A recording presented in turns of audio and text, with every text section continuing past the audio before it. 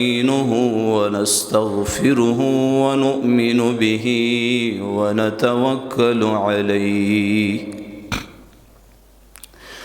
ونعوذ بالله من شرور أنفسنا ومن سيئات أعمالنا من يهده الله فلا مضل له ومن يضلله فلا هادي له وأشهد أن لا إله إلا الله وحده لا شريك له وأشهد أن سيدنا ومولانا محمدًا عبده ورسوله أرسله بالحق بشيرا ونذيرا وداعيا إلى الله بإذنه وسراجا منيرا قال تبارك وتعالى في كلامه المجيد أما بعد فأعوذ بالله من الشيطان الرجيم بسم الله الرحمن الرحيم إن الله وملائكته يصلون على النبي يا أيها الذين آمنوا صلوا عليه وسلموا تسليما اللهم صل على سيدنا ومولانا محمد وعلى آل سيدنا ومولانا محمد وبارك وسلم تسليما كثيرا كثيرا وقال رسول الله صلى الله عليه وسلم من صام رمضان ثم أتبعه ستا من شوال كان كصيام الدهر أو كما قال عليه الصلاة والسلام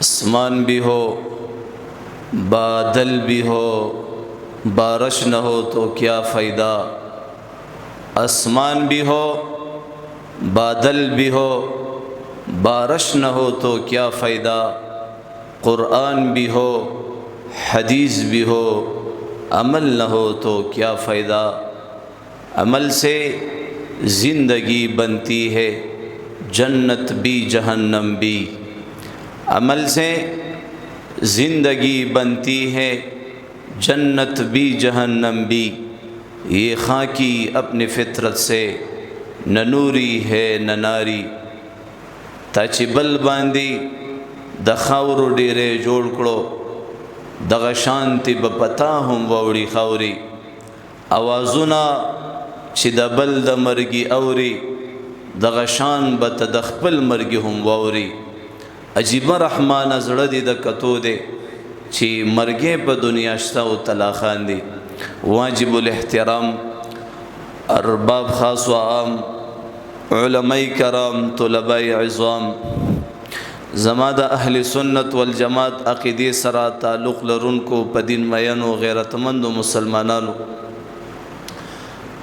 पमंगो तासो बांदी द रमज़ानुल मुबारक मियाश्त तेरह शवला अल्लाह जल्ल जलालहू दी ज़मंग उस्तासो टोल नेक आमाल रोजी तरावी एतिकाफ़ुना दुआगानी पखपल दरबार की कबूल व मंजूर व फरमाई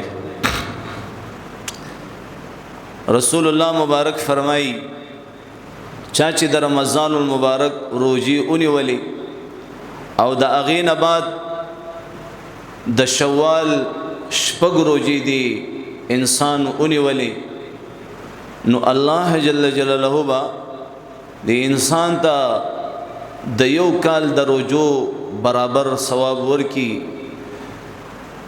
यानी दासी बशी ची द पूरा काल रोजी उनी वली हालांकि रमज़ानुल मुबारक मियाश की इंसान ट्रेनिंग शवी इंसान پریکټس په رجوع سره په لوږې سره دغه شان په تقوا عاجزۍ پرهیزګارۍ سره د هغې پریکټس شوي. نو بیا زما محترمو د شوال دا شپږ روژې نیول دا څه مشکل کار نه وي، خو لیکن دا انسان په رمضان کې خپل ځان پابند کی، خپل ځان ډیر شری ته برابر کی چې الکه رمضان دی، د رمضان میاشت ده، هلکه پدې کې نیک اعمال کول پکار دي. یو عمل نفل په فرض او فرض یو فرض په او یو فرض باندې الله بدلی. نو دا انسان کوشش کوي دا نارینا زنانا د الله د نافرمانی نه ځان ساتي. نو دا ځان له په رمضان کې دا خبره خاص نه ده چې صرف په رمضان کې به دا انسان د الله بندگی، تقوا، عاجزی، پرهیزګاری، منځ او دس نجی چې څومره مسلمانان دي دا به تر مرګ پورې خپل رب راضي کوي، د الله د نافرمانی نه د ناراضګۍ نه بزان ساتي. ولی چې حدیث کې واضح دا خبره ده چې کن فی الدنیا کأنک غریب او عابر سبیل، تاسو په دنیا کې د یو مسافر او د یو لاروی غونته کې زندگی تیرک. نو هر چاته پته ده چې یو نه یو ورځ به ماته مرګ راځي، یو نه یو ورځ به زما د دې کور نه جنازه اوچتولی کېږي، یو نه یو ورځ به د دې دنیا نه عالم برزخ زندگی چې یو دنیا طرف ته دروازه ده، یو آخرت طرف ته دروازه ده. نو ماته دومره لوی سفر مخې ته پروت دی، نو خامخا چې تش لاس خلاړ نشم، خامخا چې کمزور اعمالو سره خلاړ نشم، او مونږ یو دعوه کو چې مونږ مسلمانانی، نو د دې مسلمانۍ به الله تپوس کوي، د دې زندګۍ به الله تپوس کوي. والله العظیم دا زندگی دا ډیره زیاته قیمتي ده، دا ژوند ډیر قیمتي. لیکن کم خلق چې دغه زندگی قیمتي کی، وخت قیمتي کی، وخت ضایع نه کی، نو وخت د دې خلقو قدر کړی دی چې دغه خلق کې قیمتي کړي دي. بیا قیامت تر ورځې پورې د دې نوم ژوندی. ته چې نن په خپل بچی باندې بلال نوم دی، نو دا بلال څوک؟ دا خو غلام ابن غلامو، د رنګه تک تورو، غریب فقیر ملنګ سړیو، خو دی بلال رضی الله عنه د محمد رسول الله پر رنگ کې ځان رنگ کړو، عشق، مینا، محبت.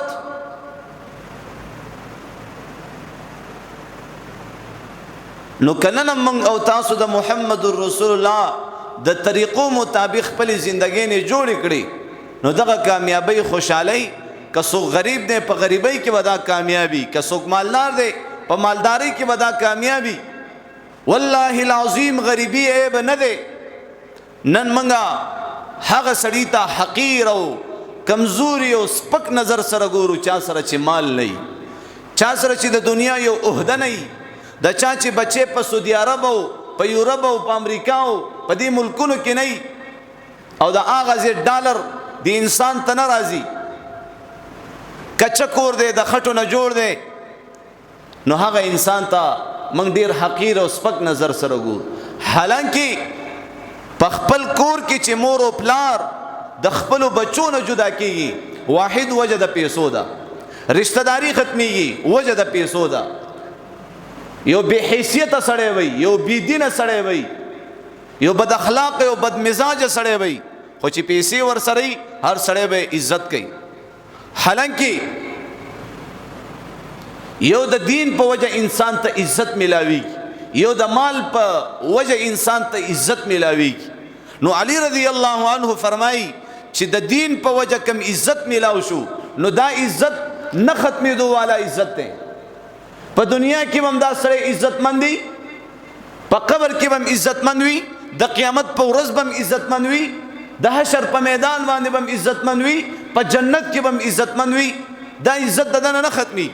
او چې کم مالدار دی د مال په وجه عزت ملاو دی، نو د مال او د مالداري او د غریبۍ خو هیڅ پته نه لګي. د مرګ او د ژوند خو هیڅ پته نه لګي، د صحت او د بیماری خو هیڅ پته نه لګي. صحت لاړو، بیماری رااله،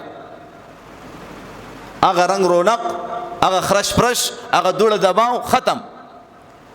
مال لاړې، غریبی رااله، ستا هغه عزت ختم، تا ته هغه سلوټونه ختم، ستا هغه خیر خبر اخستل ختم. دا سیده که نه ده؟ زما محترمو، والله العظیم چې دغه د دین په وجه انسان ته کم عزت ورکړل کېږي، انسان ته کم عزت ملاویږي، نو دا عزت نه ختمېږي. او چې کومه د مرګ فرشته ده که نه، نو هغه به هم تا سره ډېر په انسانیت او ډېر په ښو اخلاق او ډېر په خوشګوار موډ سره چې کوم دی تا سره به ملاویږي او ملاقات به کوي، او ستا دا روح به ډېر په ښایسته انداز کې ستا د دې بدن نه روباسي.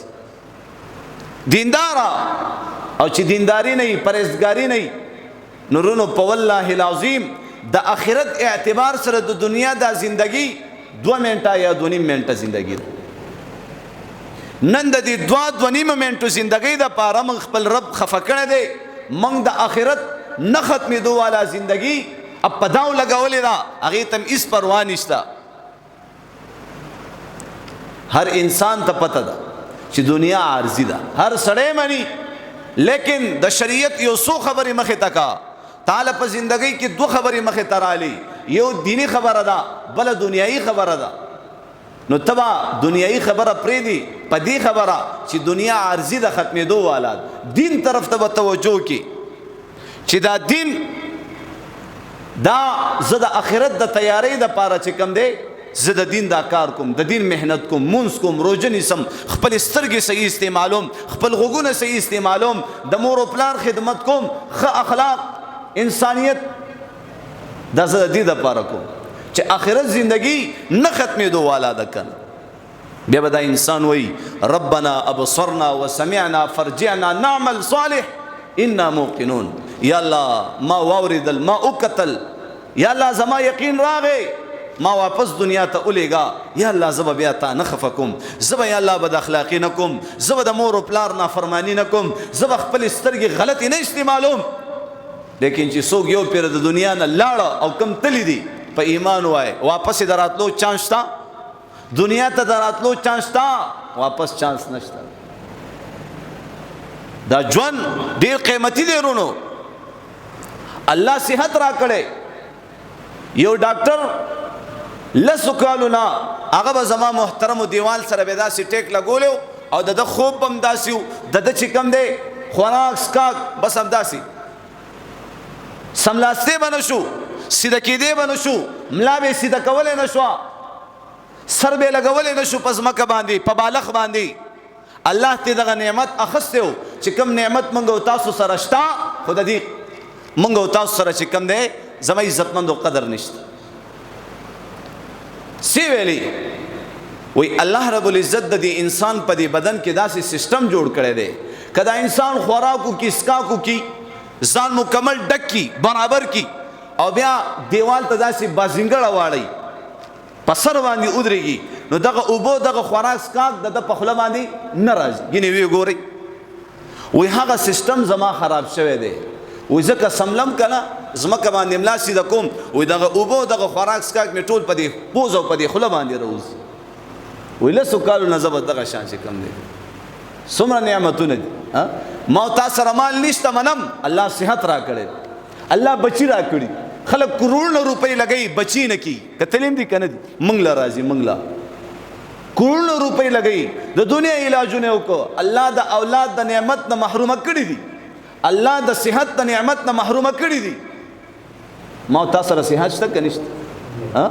الله رب العزت بچی راله څومره ښایسته ښایسته بچی را کړي، دا زړه پرې راټولېږي.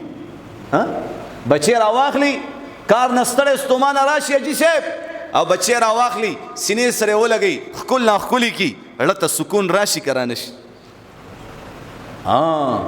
یو مالداره الله والا هر څه ورکړي دي، لیکن هغه وایي چې زه خپل دې محل ته دې بنګلې ته را داخل شم، نو په کور کې په صحن کې په کټ کې یو لور پرته ده چې دغه لورې زما عزتمندو پیغله ده او معذوره ده، معذوره ده او کږه وږه ده، سترګې هم کږې وږې دي، خولې نه یې لاړې روانې او داسې کږه وږه.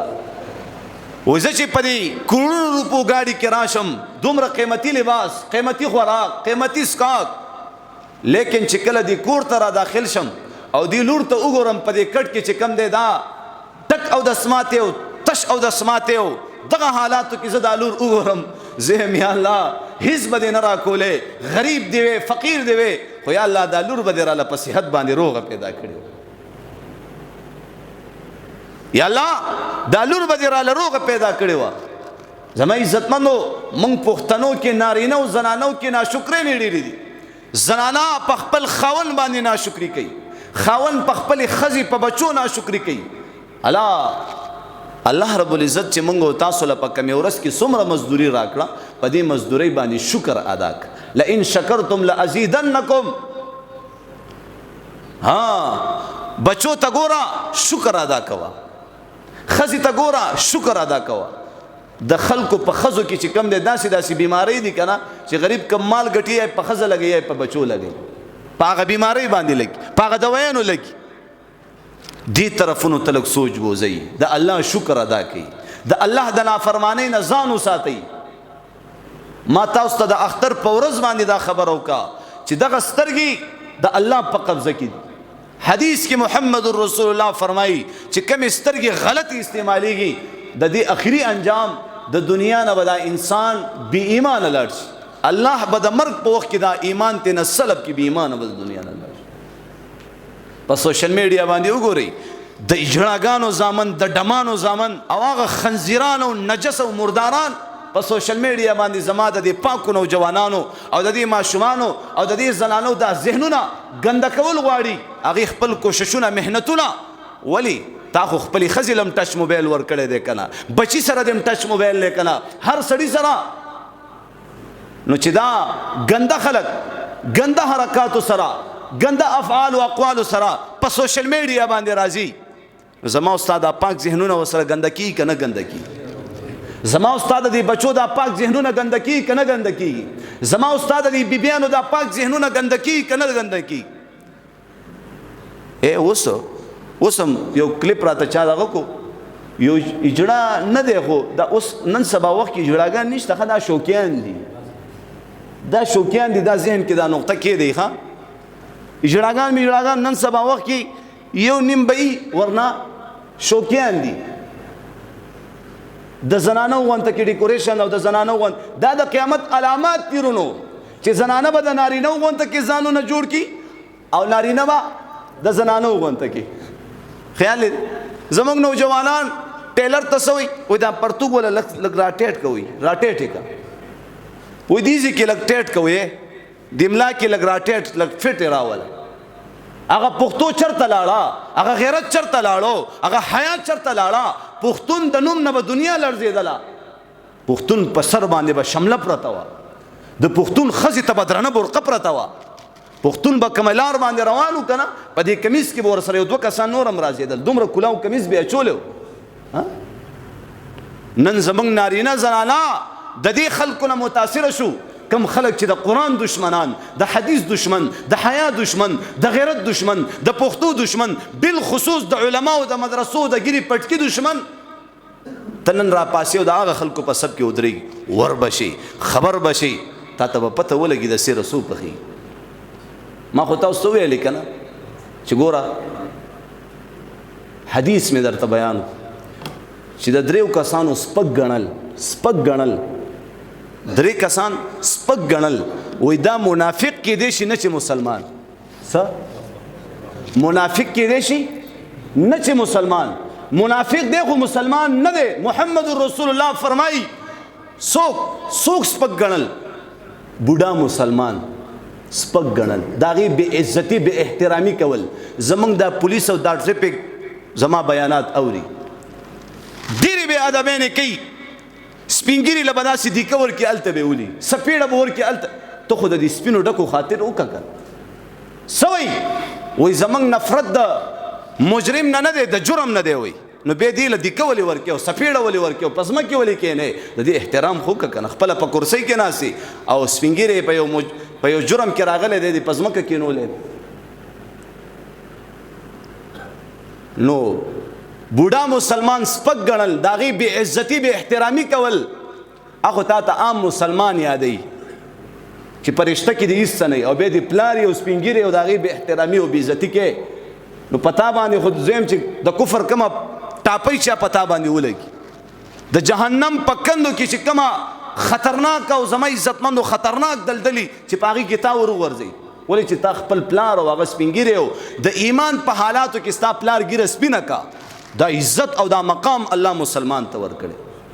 دا سپین ږیری ناست دي که نه، نو د دا ټوله زندګي په ایمان کې، په مونځ او دس کې او په مسلمانۍ کې سپینه کړه، دا لوی مقام. دویم عالم، د عالم سپک ګڼل، د هغې بې عزتي بې احترامي کول، دا منافق کېدی شي نه چې مسلمان. او دریم انصافدار حاکم، انصافدار حاکم. زما محترمو، یو بزرگ په یو قبرستان تیریږي او आवाज کې او قبرستان والو څه حالم دی، وایي سم د حال تپوس کې، خو چې کله دې راوړي او دلته دې کېږي که نه، بیا به درته پته ولګي چې د سیره څو پخېږي. اوس خو موږ ته پته نه لګي چې موږ مسلمانان یو، موږ سره ایمان شته، ایمان نه خلاصي، موږ د ایمان غم کوو نه کوو، د هغه خبرو خیال ساتو نه ساتو چې په کومو خبرو سره انسان د ایمان نه خلاصي. دا څنګه مسلمانی ده؟ دا څنګه د الله بندگی او عبادت کوو؟ دا څنګه ایمان څه ته وایي؟ اسلام څه ته وایي؟ د دې لغوي معنی وکړه، اصلاحي معنی وکړه، راواخله قرآن حدیث راواخله.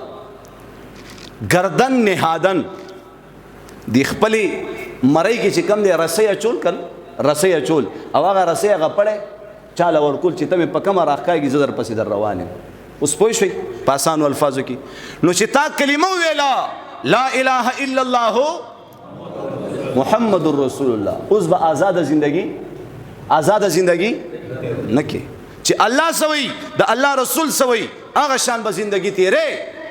آزاده زندگی به کفار کې چې څوک الله نه مني، کلمې نه ده ویلې، مسلمان نه دی، نو ته خو مسلمان یې که نه. ته ولې د خویندو حقونه نه ورکې؟ ته ولې سود کې؟ تا باندې زکات فرض شو ولې نه ورکې؟ حج فرض شو ولې نه کې؟ نابتول کې ولې کمې کې؟ خپلې سترګې ولې غلطې استعمالې؟ ستا د هدایت دپاره خو الله دا کلام را لېږلی قرآن. نن تا قرآن سره ډزې کړي، ټچ موبایل ستا خزم دا، بچیم دا، زندگیم دا، سکونم دی، خوشحالیم دا، هر څه دي دا ټچ موبایل ستا. یو ورځ دپاره نیټ بند شي، نیټ اوف اوف په دې نوجوانانو او په دې بعضو زنانو سره قیامت جوړي. وجه څه ده؟ چې دغه درد او دغه پریشانی چې په کومه ورځ ما د الله د کلام تلاوت نه کړی کن، چې ما ورته وجاړو چې نن ورځ کې ما نه قرآن مجید تلاوت پاتې شو، نن ورځ کې ما نه د سحر مونځ پاتې شو. کینی به جاړي ولې جاړي؟ ښځه تسلي درکوي، نه کنه ما نه مونځ قضا شي، ولې پاتې شو ما نه مونځ؟ عمر رضی الله عنه نه تهجد پاتې شو، تهجد پاتې شو، دومره وجړل، دا سترګې په ځان داسې راوپړسولې، دومره سرې کړلې. بله ورځ په وخت باندې زما عزتمندو د تهجدو په ټایم کې چې کوم دی یو داسې سپین لباس والا او داسې بزرګ او داسې که نه یو کس راغی، عمر رضی الله عنه مونځ ته راپاس تهجد، چې شابه تهجد دنه قضا کېږي. ته وایي ته څوک یې دومره ښه دې را سره وکړو؟ وایي ښه مې در سره نه دي کړي، زه شیطان یم. وایي زه شیطان یم، تا نه چې تهجد قضا شو پاتې شو او تا کم جړا او فریاد وکړو او تا چې کم د پیمانتیا اظهار وکړو، وایي الله د تهجد نه زیات تعالی اجر او ثواب درکړي نه وغه. صرف دا پریشانه کېدل نه دي چې ما نه دا تهجد، دا مونځ، دا قرآن تلاوت ولې پاتې؟ دغه احساس ځان سره پیدا کولی چې دا موږ سره نشته، بس پاتې شو که نه، څه چلو شو چې دغه احساس وي. دا بیانات دې دپاره کېږي که نه چې دا مسلمان رډي تابعداري.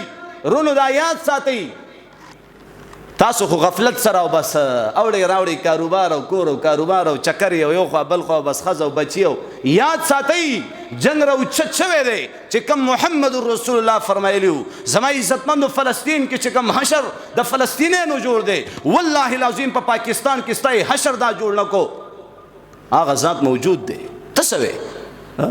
دا مسلمان تیتر پیتر شو، یو په مشرق دی بل په مغرب دی. د یهودو کفارو کتابونه وګوره، راشه ما سره پراته دي، موږ په هر کتاب باندې نظر ثانی کوو، د هر کتاب مطالعه کوو. سوی وای موږ به دا مسلمانان خواره واره کو، خواره واره خپلو منځ کې به چې کوم دی کینې بغضونه حسدونه نفرتونه، یو به په مشرق وي بل به په مغرب وي، په مغرب کې به په مسلمان باندې ورله ظلمونه کو، تکلیفونه به پې تېرو، قتلو به هغه مسلمان به صرف ګوري او جړه فریاد او دعاګانې به کوي، نور به دغه حال دی که نه دی؟ علالي کې ټوټه ټوټه کې او دا نورو پسې مخ هم نه راړئ. زمونږ یو ځای بل ځای یو ځای بل ځای مسلمانان وژلی کېږي، قتلېږي، زمونږ د خویندو میندو بې عزتۍ کېږي، بالخصوص زمونږ اسلام د هغې بې حرمتۍ بې ادبۍ کېږي. نو یار دا ځواني او دا زندگی، عایشه رضی الله عنها فرمایي چې ته په دین باندې ننګ او غیرت ونه کړي که نه، ستا د دې زندګۍ نه د سپي ژوند ښه دی. بیا موږ مازغه نه دي خراب، پوه شو که بعضې خلک موږ ته وایي دا مولي صاحب داسې سپینه سپینه وینا کوي او دا به څوک که نه دته څه مسله نه. د الله بندګانو دومره زموږ ایمانونه کمزوري شو چې موږ په منبر باندې حق خبره ونه کړو، موږ په منبر باندې زما عزتمندو ظالم ته مخ څپېړه ورنه کړو، موږ په منبر باندې د خولې جهاد ونه کړو، نو موږ نور څه شی کولی شو؟ دې نه ښه د بنګړي واچو لوپټه په سر کو په کور کې کینو، بیا مرګ خو راځي، د مرګ نه خو خلاصېدل نشته. خو زما عزتمندو د عزت مرګ همدا دی چې د الله د دین دپاره، د اسلام او د کلمې طیبې د سربلندۍ دپاره ته خلک راویښې، خلک را بیداره کې، د خلکو ذهنونه جوړې، اصلاح کې. نو به هر حال چې دغه غفلت کمې کوتاهۍ پرېږدو انشاءالله ایمانونو باندې خوارۍ محنتونه شروع کوي، د قرآن مجید تلاوت. اوس په رمضان کې تا ټوپۍ په سر وله، غیر رمضان هم په سر وه. په رمضان کې تا د 15 وخته د مونځ اهتمام کولو، غیر رمضان هم کوه.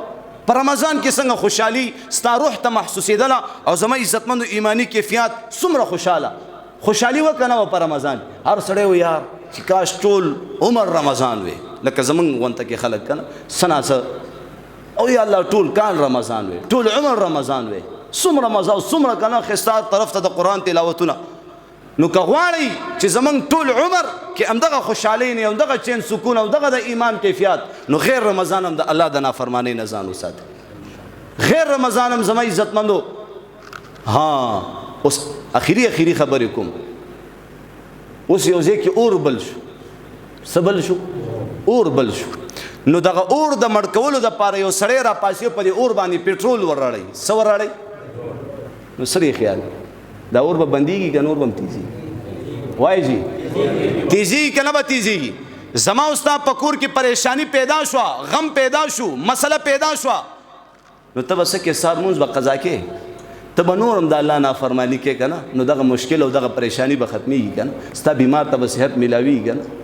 نو موږ خو پریشانه یو، نو د پریشانۍ حل دا دی چې ته بدنظرۍ نه کوه، د پریشانۍ حل دا دی د مور و پلار نافرمانۍ نه کوه، د پریشانۍ د حل د هغې علاج دا دی ته مونځ پرېږده او قضا کوه، ته په ښځه ظلم کوه، ته په کور کې په بچو ظلم کوه، ته به د اخلاقي او بدماشي کوه. د دې علاج دا نه دی، د دې علاج څه دی؟ توبه ویستل، الله ته جړل، آینده دپاره به یې الله داسې نه کړو. د کمې ګناه خباثت د وجې نه ما ته دا مسله پېښ شوې ده، الله بیا به نه کوم، ما معاف کړه. مخکې تا نه ګناه وشو که نه، رسول الله مبارک فرمایي فوراً د هغې نه بعد نیک اعمال کوه چې د هغه ګناه هغه خباثت کمزور دی او په تا راځي او ستا په ښځه او په بچو راځي چې هغه خباثت څه شي؟ ختم شي. فوراً نیک اعمال کوه، کلمه وایه، فوراً چې کوم دی اودس وکړه، یو 2 رکعته توبې مونځ وکړه، قرآن تلاوت وکړه چې د هغه ګناه اثر څه شي؟ نبی علیه الصلاۃ والسلام له یو صحابي راغی، یا رسول الله که چېرته په یو قوم په یو کلي وطن باندې عذاب راځي، څه راځي؟ د الله عذاب راځي. دغه خلکو کې دغه علاقه او کلي وطن کې دیندار خلک هم علما وي، تهجد گزار او دیندار او پرهیزګار، یا رسول الله د هغې به څه حال وي؟ الله رسول ورته فرمایي چې وایي اوچو سره وایي چې کله د ګناه خباثت غالبه شي، اوس په ایمان وایي دینداري ډېره ده که نه بېدیني ډېره ده؟ ستا منځونه او حجونه او زما د علم او قرآن او حدیث موږ او تاسو نشي خلاصولی ښه، تر څو دا هر سړی دا ذمواري واخلي چې زه د خپل کور نه دا بېدینۍ ختمه کړم. اوس هر سړي ته پته ده زما په کور کې څومره بېدیني ده، څومره بې پرتګي ده، دا ټي وي کیبل ویسیا ستا په کور کې چې بس معمولي غونته کې چا په موبایل باندې ډنګ ټکور ولګولو که نه، بس پوه شه ستا په کور کې حالات جوړ شو، پریشانی راغله، ستا په کور کې خفګان راغی، ګناه د هغې لذت ختم شي او اثر باقي پاتې شي، د ګناه خباثت باقي پاتې شي. رونو درخواست کوم چې ان شاء الله العزیز موږ او تاسو د الله د نافرمانی نه ځان وساتو.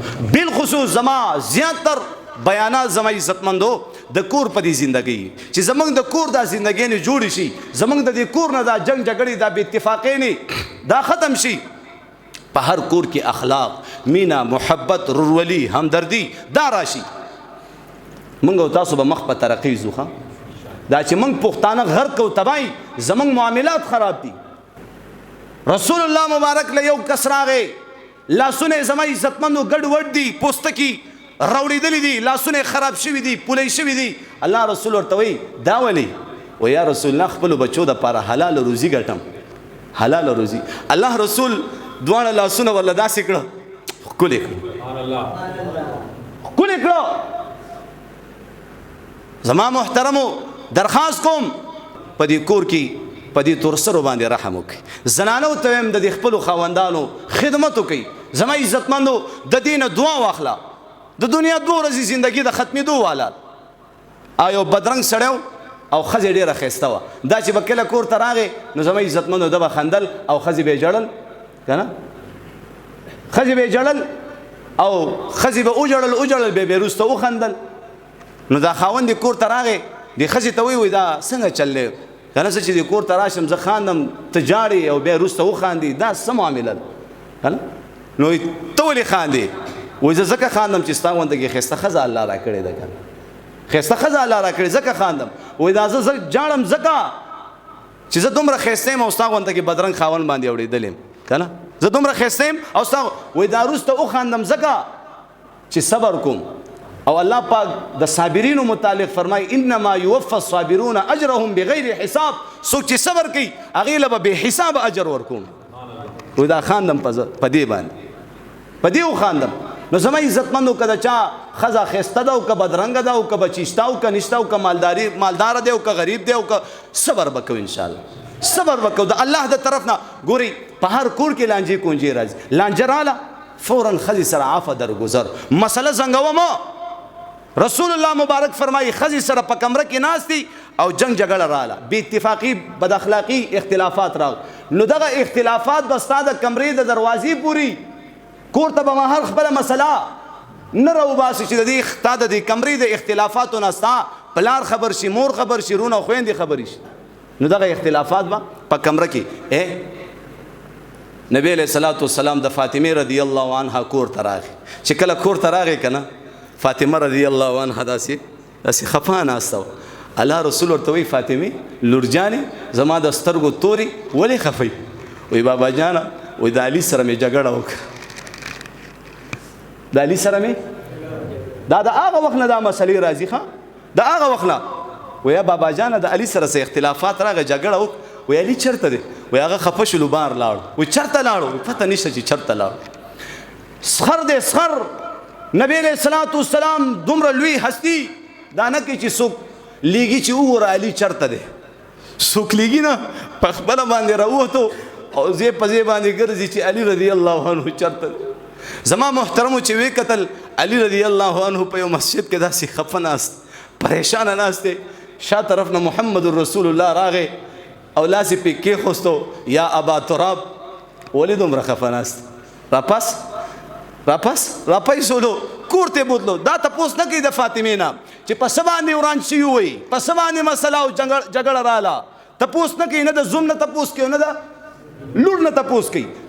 اوسني سخرانو ته، اوسني خواښې سخر ته، اوسني مور و پلار ته دا نصیحت دی، دا عبرت دی، دا سبق دی. محمد رسول الله علي رضی الله عنه کور ته راوستو. فاطمه هم خفه ناسته ده، علي هم خفه ناست دی. محمد رسول الله راغی او زما عزتمند داسې سم لاس داسې ټیکې ولګو. د علي رضی الله عنه لاس یې راواخستو په دې خپله سینه مبارک یې کېښوست. بل طرف ته د فاطمې لاس راواخستو د علي د لاس د پاسه کېښوست. د دواړو د لاسونو د پاسه محمد رسول الله خپل لاس مبارک کېښوستو. و دواړه ووایه چې زموږ خپلو کې جوړه وشو. شا به دواړه ووایي زموږ جوړه وشو. فاطمه او علي رضی الله عنه دواړه وایي و یا رسول الله زموږ جوړه وشول، زمونږ جوړ. محمد رسول الله دومره خوشحالېږي په چهره مبارک کې دومره خوشحالي اثرات راځي. صحابه ورته وایي یا رسول الله ډېر خوشحاله نه وي. ولې به خوشحاله نه یم؟ د فاطمې او د علي رضی الله عنه جوړه وشوله. ولې به خوشحاله نه یم؟ زما محترمو کورونه جوړ کړئ. د کورونو دورانولو سوچ او فکر مه لره. نن به مور خپلې لور ته وایي په خاوند سر وګرځوه. ګورې خاوند دباو که دباو، خاوند په خپل کنټرول کې راوله. خاوند ویروه ټول عمر به دې دا خاوند په الله قسم دا معاملې دا واقعي دا موږ له راځي. دا ښځه د خاوند په مقابله کې هېڅ هم نه دي. خاوند د ښځې په مقابله کې زمری دی. رونو درخواست کوم چې انشاءالله چې ستاسو لورینې خویندې ویندې به واده کړي نو چې څه مسله راغله که نه څه مسله راغله زما عزتمندو تاسو د خپلې لور ژوند ته ګورئ. یو پیره جنۍ چا طلاقه کړه که نه او کیدي نه وله نو دا جنۍ ټول عمر دپاره زما عزتمندو د پیغور شکار جوړه شوه. که دا سبا بل کور ته ودیږي که نه نو دا یاد ساتئ دې لور خور ته به دې خلک پیغورونه ورکوي بل هم طلاقه کړې که نه څه چل به پکې و که نه ټول عمر دپاره. په الله قسم زما عزتمندو زمونږ خویندې میندې واده شوي دي چې کله څه مسلې د خاوند سر راشي موږ خپله خور دباو کوو. خورې خیر خاوند دی خیر دی پوه شي. یوه خبره تیزه وکړه که نه پتا بدې ولګېده برداشت که د دې به الله تعالی اجر درکړي. زما عزتمندو نن لور خور به ودی او بیا به د رشتهدارۍ د سنبالولو او د رشتهدارۍ د پاللو د هغې سوچ فکر به نه کوي چې دا رشتهداري اوس پالل غواړي که نه. نو دې دپاره درخواست کوم د الله نه ویریږو. زما عزتمندو دا زندګۍ نه جوړې کړو انشاءالله د زندګۍ د جوړولو سوچ او فکر وکړو. اول نه د دې ټولو خبرو خیال کوه چېرته د بچي دپاره نکاح کې د بچي دپاره رشته کې یا لور په کم کور کې ودې هغه خلک اول اوتله مکمل یې وګوره. دا نه چې بعد کې بیا خبرې ختمې او دا خوند نه کوي. بعد کې به د ختمولو سوچ او فکر نه لري. اوله کې سوچ او فکر وکړه چې کله ته د بچي دپاره رشته کې یا دا جنۍ په کم کور کې ودې چې زما د دې لور دا زندګي به په دې کور کې څنګه تېرېږي یا به زما د دې زوی د دې جنۍ سره به دا کور جوړ وي که جوړ به نه وي. نو دې دپاره اوله کې چې د دې جنۍ حسن به م ګوري د دې جنۍ تقواداري پرهیزګاري دینداري به م ګوري او د دې جنۍ شجرې نسب به م ګوري خانداني ده او که نه چېرته نو هره ښځه به م کور ته نه راولي. دا ټول اصول موږ ته ښودلی شوي دي. نو زما عزتمندو زه خپلې خبرې ختموم. نو دا اوسنۍ میاشت چې کومه ده پښتانه ورته د وړوکي اختر میاشت وایي. د وړوکي اختر شوال میاشت رسول الله مبارک وفرمیل چې چا د رمضان روژې ونیولې او د هغې نه بعد د شوال 6 روژې ونیولې نو وایي که صیام دهر دا داسې دی چې د پوره کال روژې ونیولې. نو انشاءالله اهتمام به کوو که نه انشاءالله د الله د نافرمانۍ نه به ځان بچ کوو انشاءالله. زما عزتمندو په کورونو کې زنانو له اختیار مه ورکوه. اختیار په خپل لاس کې اوسه پورې چې دا کم معاملات د نه ډتی شوي دي که نه دا واپس په خپل کنټرول کې راوله.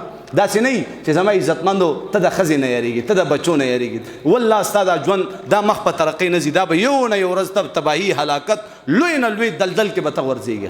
زما عزتمندو زه د کور سربره یم چې زه نن عزم وکړم تاسو عزم وکړئ چې زه د خپل کور سیسټم ټیک کړم. زه په خپل کور کې زنانه ته لوپټه په سر کړم. زه خپل کور کې خپلې لور خور ته درنه برقه ور په سر کړم. زه خپل بچی د ټچ موبایل نه د پیستول او د سګرټو د آیس او د ټیک ټاکو دې نه منې کړم. دا حالات به جوړ شي که جوړ به نه شي جوړ به شي که جوړ به نه شي. یو نه بل نه ګیلې میلې مه کوئ. وزیر اعظم او پلان کې او بستان کې زه خپله وزیر اعظم یم که زه خپله مشر یم سربره یم. کلکم راع و کلکم مسئول عن رعیته. هر سربرانه به د خپل رعیت متعلق د قیامت پر ورځ تپوس کېږي. ستا د ښځې ستا د بچو ستا ماتحت چې کوم دي که نه ستا په انډر کې ستا په کور کې چې کوم دی هغه زندګي تېر نو ټیک ده انشاءالله عمل به کوو انشاءالله الله به راضي کوو انشاءالله. زما عزتمندو اوس هم در سره موقع شته ما درته ویلې اوس هم در سره موقع شته ټول الله ته اسمان طرف ته مخ سر داسې اوچت کې ووایئ یا الله موږ معاف کا یا الله موږ معاف کا. ستا نه بغیر زموږ بل څوک د معاف کولو والا نشته. الله موږ معاف کا. الله موږ معاف کا. ستا نه بغیر زموږ بل څوک معاف کولو والا نشته. الله موږ معاف کا. زما عزتمندو الله معاف کوي که نه معاف کوي الله معاف.